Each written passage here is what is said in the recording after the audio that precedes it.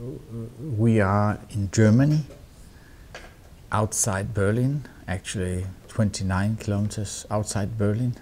There's a small village. There's a house, a very big house. On that house there's a second floor which is not really finished. That is supposed to be my studio and my friend's studio, which is almost ready. I use it as a studio, and I'm sitting right here. My name is Joakim Eskildsen. I'm from Denmark originally. Came to Germany, I don't know exactly when was it? 10 years ago maybe. What I like about this place here is that I forget which country I am in totally. I also forget what nationality I am, and I feel we have collected a lot of stuff from all kind of worlds and places, that this becomes like an own kind of little private world. This is free from nationalities. The way I came to photography was that my brother, he was 2 years older than me. He is 2 years older than me. He had in the physics department, he had photographic laboratory education there, and he came home, and we realized my father had in his early youth was an accident photographer for the police, a very short time, half a year or whatever, and his equipment was lying on the attic. We built up this stuff in the garage, my brother mostly, and when I saw the first picture rise in the water, it was like a huge magic to me. I was 13 years, maybe 13 and a half. I had an instant flash that, okay, now I know what I want to do in my life. Yeah, I want to be a photographer. It was a gift for one in one way. On the other hand, it's also like a commitment that seems to be it's a big commitment to do in one way, because at the same moment I really decided I want to do it, and I want to do it very intensively. It was also like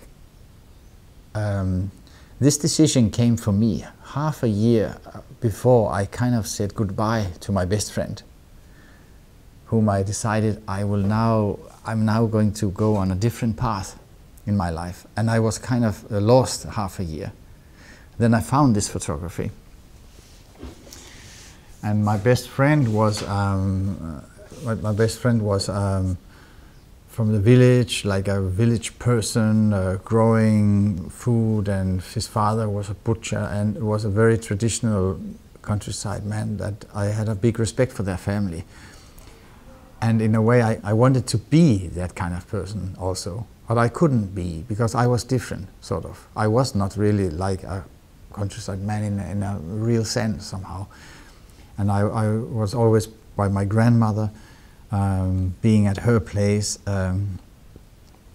So in a way, this realization, I want to be a photographer. At the same time that came, it also came, and I want to photograph that kind of grandmother people, or like my best friends people, people who, are quite often far away from cities, people who are living near with the nature, in connection with different things. So in a way that became the core of my pyramid of essence. Like in that essence is all the ingredients of what I believed in from that very moment when, landscape, weather. I had this feeling, finally, I can decide what kind of weather there is in my life, what kind of people are in my life, what kind of dreams and stories there are in my life, because all photographs are real. In the same time, they also are a reflection of visions, dreams, life. So coming from school at that point, where it was based on fear, based on that if you are not good enough, you will be poor. If you don't have a good enough education, you will be a loser. So in a way, it was for me like I was longing for harmony. I was longing for balance, and I was longing for a place where everything has its place and nature has its place. But in school and in all these places, everything was kind of out of balance. Nothing was holy. Nothing was, you know. So that was the driving force when I was 13 and a half. And since then, I have the feeling I've started to think of my work as a pyramid. All my works consist of that first core of idea, vision, strength, driven, whatever, light, you know, that's one of the main points. You know, the light is kind of a symbol of harmony. You know, within the light you find the balance, the harmony, the insight of things, the truth. Behind the light is the truth. You know, there are many of such sayings. So all of these are the main stuff I'm looking for. But then it's interesting to give yourself a challenge, or like being given an assignment. If somebody asks you to do something and how to make it fit into your pyramid of visions, and it's interesting. So, you know, in the beginning I tried to find out what I want. Later on, the evolution of my work, of my people, or the topics and the themes, how to say, the pyramid of essence and the challenges that you can put to the layer, has the first many years was unconscious in many ways. And I started to photograph in Denmark, of course, and in Scandinavia and in Faroe Island, Iceland, different places, and made the first book, Nordic Science. And in a way, it's a complete book of a vision of weather, light, with all the different kind of emotions. And I see each book I've made, I see each book like maybe like a movie maker sees his film. There's a certain tone to it, there's a certain feeling to it, there's a certain design to it, paper, and it becomes also a picture of the time. Because you know, the book I did 25 years ago, I'm very proud of it today, but I realize I would not be able to do the same book now. The time is different, my eyes are different, even though it's gradually changed. But clearly, in this book is only 5 pictures of people. Yeah, these people are representing something very close to me. A grandfather, a friend, a neighbor. You know, it's all somebody that I can imagine something personally in these people. So I have the feeling, as older I get, the more I've evolved and have a bigger repertoire of people I can photograph. Because I got a girlfriend, we had children, I can photograph children now, I can photograph her, because I have a feeling I see them, I understand them, I have a sympathy for them.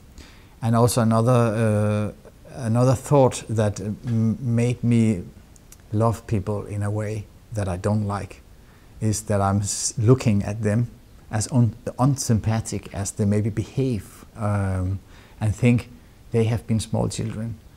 They have been very small children, fragile children. Maybe they've been treated very ugly. Maybe people have been as stupid as they are to me right now. But they have had their dreams and they have had their thoughts. And deep inside, I still believe that they are as good as that child. And I want to see that child. And when I think about this, or say to myself, I suddenly see the people in a totally different light. And it helps me sometimes to find that vision or harmony or balance in things. Not that, in a way, I think that what is the sense of trying to make some bad person nice? Well, in one way, there's a longing and a dreaming for a better world. That this world would be a better place in every single sense. You know, environmentally and between human beings, between this. And this is not directly a main mission in my work. You know, I'm not a missionary, I'm kind of an artist. who just wanted to make simple pictures. But I had to. I was, for example, in the book American Realities that I made. I was asked by Time magazine to go and photograph people living under the poverty line, and so that was a huge challenge, because for me to photograph people who to live under the official poverty line, and who have bad food, walnuts, bad taste, kind of in like houses made of prefabricated material, big malls and broken things, TVs, mass media running constantly, who's totally, you could almost say, brainwashing people to not be able to have a very good own judgment and own thought and a critical mind, and who also teach people that it's more important to have a smartphone, to have all the material stuff, than to have anything decent to eat. Like so I was thinking, how can I photograph in a way that with and convince somehow myself, and that it is interesting. And I was thinking again a lot about this childhood thing, and about government and country, like as if these people had a bad parent, the country. And in a way my focus would be not directly only the people, but more the circumstances in which they are forced to live in, and in which they have been living generations. And so it was a somehow everything with nuance. And I did find it a big challenge, but I also found that the people was unbelievable kind, smart, and had their own ways, but was in a terrible situation. So in this way, sometimes it's good for me to be challenged like that. I thought about I would have another thinking and feeling about everything, but I was completely surprised. And the pictures are in this way also surprisingly interesting in this way.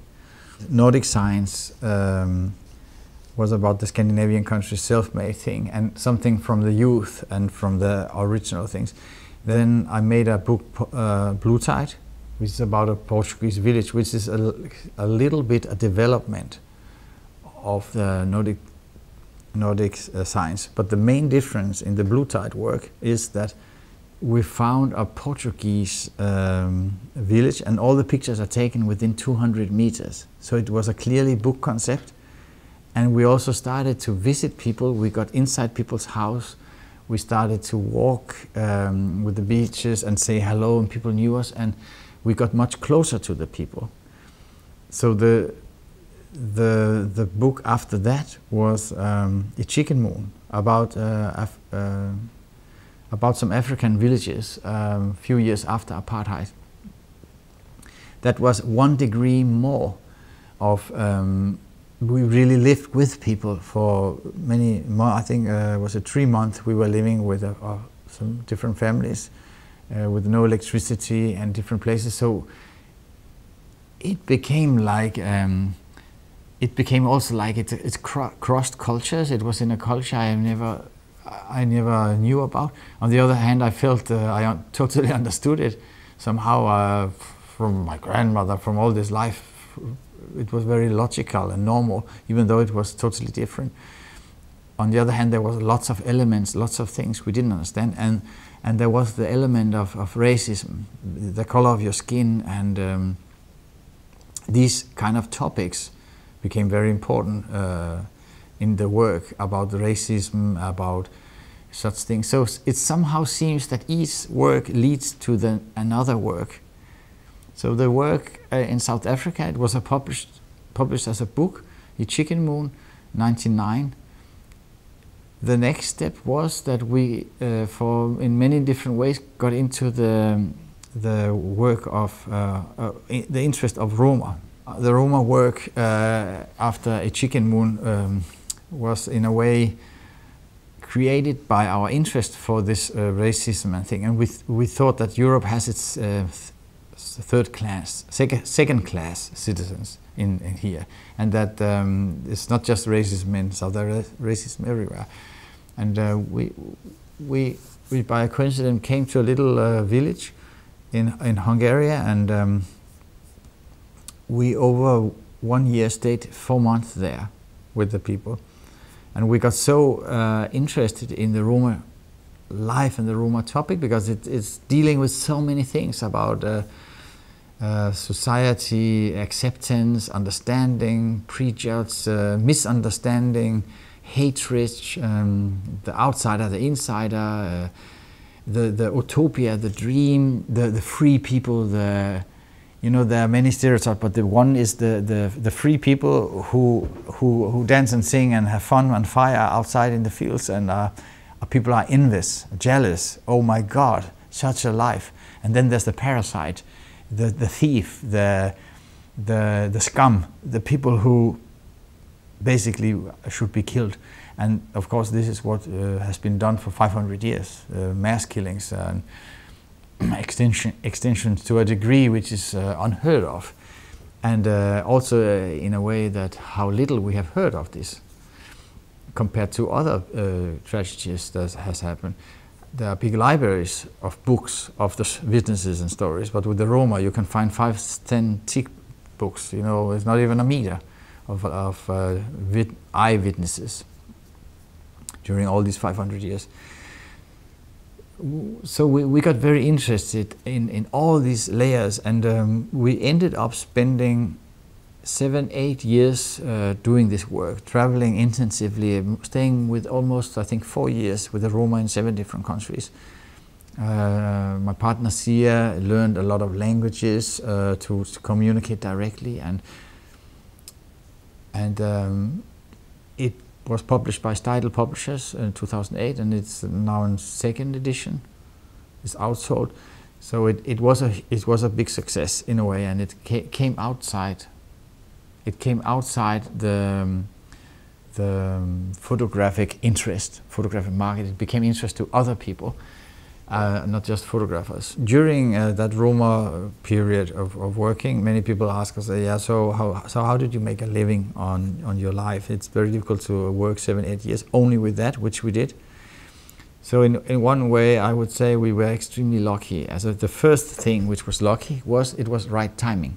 It seems to be like a magic in finding what to do in the right time. Each time has a key or like a main thing that is obvious, which is good to do in that time. And also another thing is, if you wouldn't do it, nobody else would probably do it. That's also a nice criteria. So each time offers its specific things. We didn't think about that, but I see it now that that time was specific because we were living in a house and in Finland, and it was a ruin, old house, water coming into the ruins, and we paid basically nothing to live there, like very little, and heated with wood, and so very low monthly cost. So in this way we could be away 3 months, 4 months, and we just needed to collect money enough for the food. And in this way it was actually cheaper to be away, because the food was very often cheaper in India and Romania or Russia or Greece, for example, than to be in Finland with more expensive food. So in this way we could do it. And also that we had absolutely no luxury. We didn't sleep in 1 day in a hotel on this whole project for 7-8 years.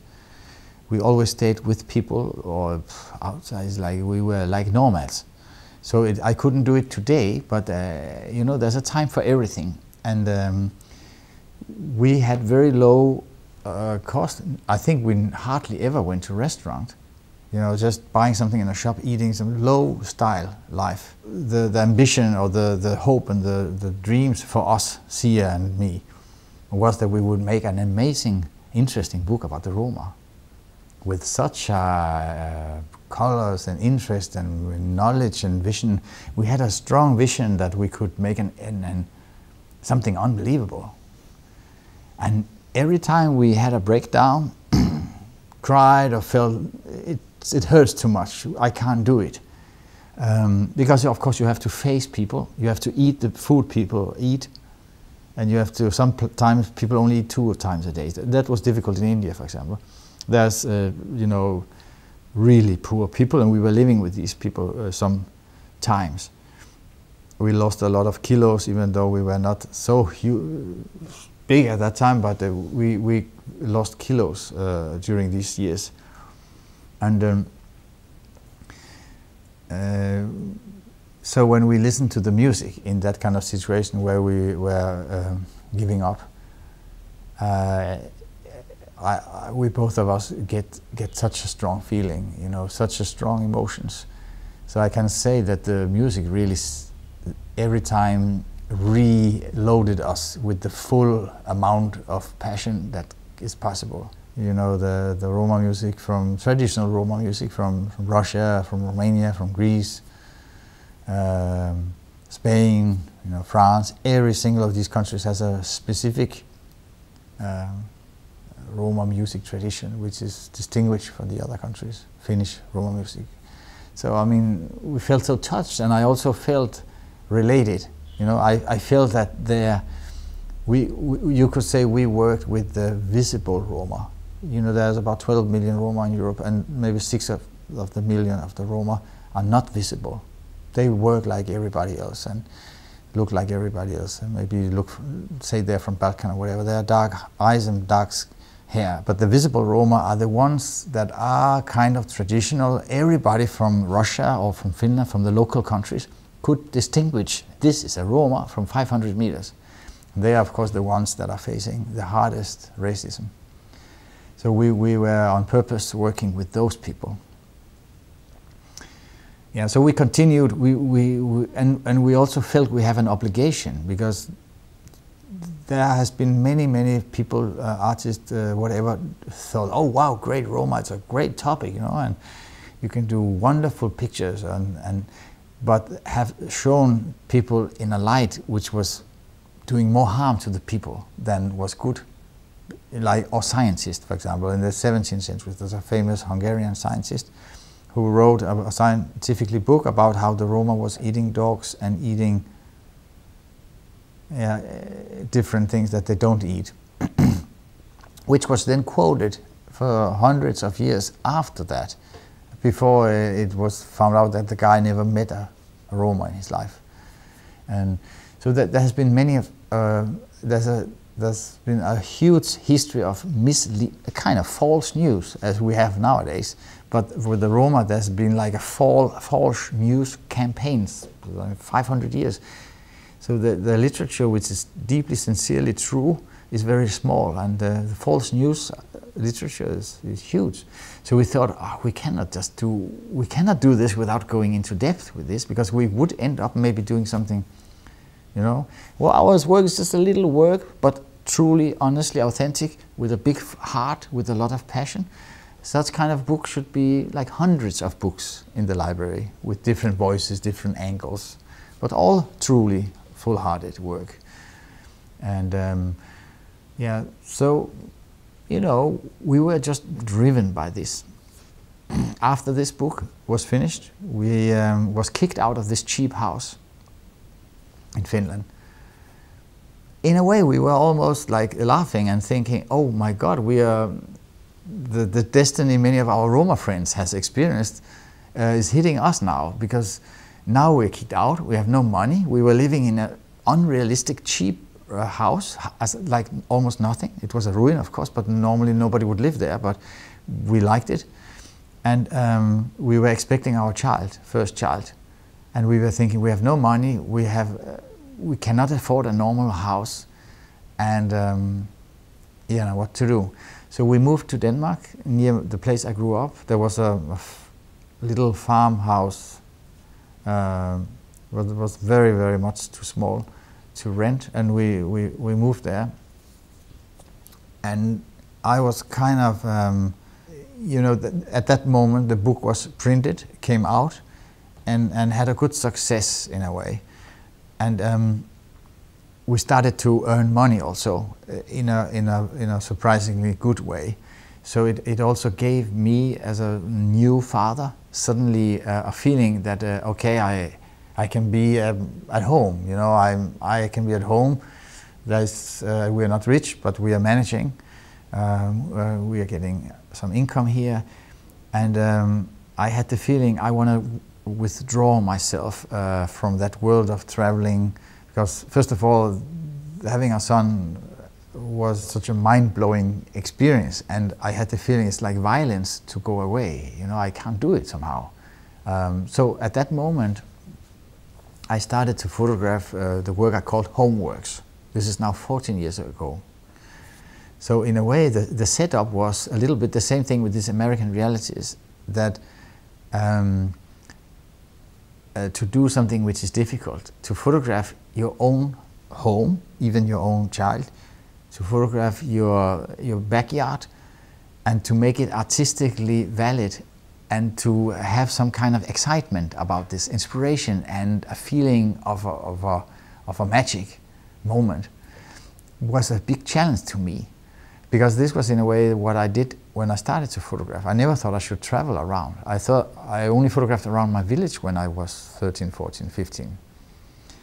And so in a way I had the feeling this is like an imaginary homecoming as a father, to moving back to Denmark, to the village where I grew up. So I started to go around those places again when I was 14, for example. Then it happened for another coincidence that we had to move again from this house. Actually, it was sold, the house, and we couldn't buy it. We moved to another house in Denmark, also countryside. For another, there was a fume in the house, which was bad for the allergic, because it goes in and destroys your lungs and whatever. So we started to cough and we had to move. And we moved to another house, also in Denmark. And at that point, I realized, oh my God, I have every single home like an own little world. It's like chapters in the book. So I had Finland, 3 chapters in Denmark. We moved to Berlin, it became a chapter. We moved to Potsdam, it became a chapter. Now we moved to this place. This is the 7th chapter of this homeworks. And it is slowly evolving, it's coming further, but it's like there's a time for everything. In between this, I of course traveled. I did this American realities also during this period, and I did a book 2 years ago, Cornwall, which was also traveling. I now start to think more and more that there's 2 kind of gears of photographer. There's the daily gear. There's the hunter who goes out hunting, who has a mission, and who goes somewhere early morning to long night, and just from morning to evening seek like a hungry hunter for what he's looking for, which you don't always know, but when you see it, you know it. And then there's the kind of monk, or the Buddhist, Zen Buddhist monk, like who lives in his house, who make a garden, and next to the garden work is a picture. And then he makes a house, and next to the building there's a light on the wall, and he makes a picture. But the pictures comes very slow, and the hunting is not really hunting. It's not hunting. It's more like being balanced, being aware, being awake, in a way when nothing happens, and then suddenly something happens. So it's not 2 ways of working. For that kind of project and this kind of house is nice to do, because there's always something to do. And if you don't find something to photograph, it doesn't matter, because you have something to do. But when you find something to photograph, it's nice. In one way, you could take it to the extreme and say that the house and things is a setup for your photograph. I wouldn't maybe directly put it like this, because I like to keep the innocence about it, that life is first, pictures are second. You know, so I do things, then comes the picture. But I think if I do too much setup or thinking about a picture, it's not right. You know, but I mean, it's a golden road. You know, how to find that balance. I'm not extreme on either of the things. To work in this way from home and trying to find your motives together with the renovation, the material, and The wood, it's really, I like it, it's a challenge. Therefore I need to make the books. You know, I need to make these, I need to make, for example, this kind of overview things, where you have a setup, and then sometimes I put all the book from this homework from 14 years, and you get like a shivery because you think, oh, this time, so many years, and the season, spring, summer, winter, autumn, it keeps on rolling like a circle. The winter snow, trees, leaves, and also that lamp was in the same house, that table was in that house, and children grow from small to being bigger to being strong young men now. And so for me it's a very interesting process. The art is of course how to make a living, how to make it all go together, and yeah, it's difficult, but the main livelihood I have is to sell artworks in galleries. So this is the challenge, also to sell stories. So these are the things, it's all outsider things. So in a way I can be here at home. They are kind of, if things are rolling and things is working like it should, in a way I can do my garden, make my potatoes, take my pictures, and things are rolling, at least so I can live. You know, sometimes it works amazingly well, some years, other years are difficult. But in general, I have survived. So now, during 16 to 18, no, 15 to 18, I was in Cuba. First as an assignment for Time magazine also, to photograph, and I totally fell in love with Cuba. And so for me, I mean, the optimal situation in my life, this is what I dream for, would continue, is that I have my atelier, my life here, my monk life here, my study life, and I every year also have a journey, a longer journey, where I work, I discover another world. That's my optimal. I usually have work to do, exhibitions to plan, prints to make from my archive from early on. So that's a daily work. You need to do some things that has to be done for a gallery or for something. And then I can continue with my own work on the side, plus creating this house and this garden and whatever. From this kind of path, which I've chosen, kind of, or chosen, been given, I don't know if I've chosen it. I think in one way, I think in a way to be grateful and have a gratitude to be part of this life.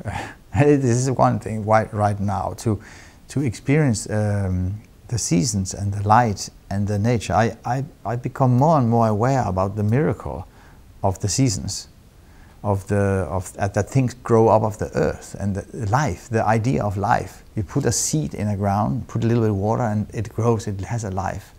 But life has to have a start. Without a momentum, you know, without something, it won't start the life. The same thing, two people have to meet, there will be a momentum and there will start a life. But it's in a way a miracle. And so I can't really explain what I have learned, but I feel an admiration and gratefulness more and more to the idea of the exact idea of life, that it really exists in things on this planet, and that we have light, and it's so precious. And there's also death among us. Without that, there won't be life. And those powers are huge and amazing. And I want to make pictures which are timeless, in a way, timeless, and you know, it's not so concrete, everything, and not so understandable. So I can't say I have learned more. I feel in a way more and more humble to the fact that I'm alive, and that I see life, and I'm experiencing life, and I'm even giving life, even in some sort of way, to my children and to my art. I'm giving life to my art by making books and they are beautiful in their own little art way. I think I have learned about life that it's something very, very precious. The energy and the strength to create our own space is really something I can't underestimate. It gives enormous power. I already experienced that when with my father, he asked me, and I asked him when I was 15 maybe, I had a dark room in a toilet. It was not very practical. We had a garage, and I asked him, can't I build a room there in the toolbox place?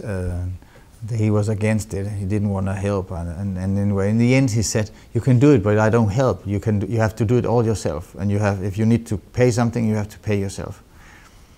And I did it, and I had such a power. I finally had my own darkroom, and I painted it gray. I made it super nice, and I couldn't sleep in the night of the dream of what kind of energy I can create my own stuff.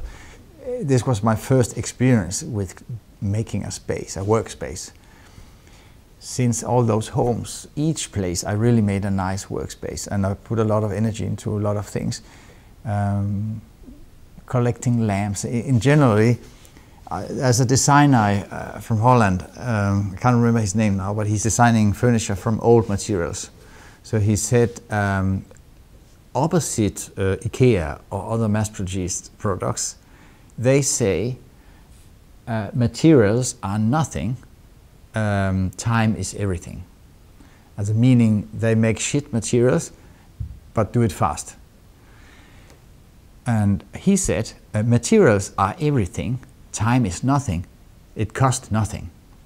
He finds old wood, make a table or whatever kind of things, and they polish and they cut and take nails out and they do things, and the idea, the concept he has is I just heard it a few days ago, but I thought it fits very well to this place. The energy you put into a work, it could be art or your house or whatever, it tenfolds back to you. That's my experience. If you do something really properly and you design a book, you create it, you go through it, you sweat over it, you go mad about it, once it's there, it's like a jewelry. And it will spark and shine forever. It's kind of loaded with magic and will forever shine. So in a way, I want to polish my house with magic. I mean, the aim. I'm not sure I've managed that, but so I like to go into the materials. I love to read about. I bought a book now from 1935 about color painting, how to mix, how to think, and I thought, they have about 20 different kind of pencils, names of a pencil, if it's cut from a swine that is slaughtered in the autumn or slaughtered in the spring or winter. It has a different name of the pencil because they will react different to different things. So the world has become so simplified in many ways of the crafted world. So I like to read that kind of things, and then a little bit I learn also. So what can I say? I think that it's, at least I think the older I get, the more sensitive I become to spaces. If I couldn't work in a space, I get sick in a space which is soulless or without love somehow. It's somehow sad, and I also like the idea of finding things. I like to found old lamps. I like to found things. Of course, you can buy these lamps also, but the fun is to find them broken and then fix them. I like that. It's like therapy, to find things. And so I have a whole collection of all kind of things I found, and I can kind of go in my basement or different places, and then I find, and this space is like challenging all my knowledge, all my what I have at my storage of strange lamps, and it's for me the biggest thing I've ever done of spaces. And yeah, so I think that it's I take it like an art project. I see it like it goes together with life, with everything else, and it's nice to have dreams and sit and draw. I love to draw and plan, and yeah, it's like a drug. Like it's like art. You know, it's also like a drug. Once you go on something and you get hooked on something, you forget time and space.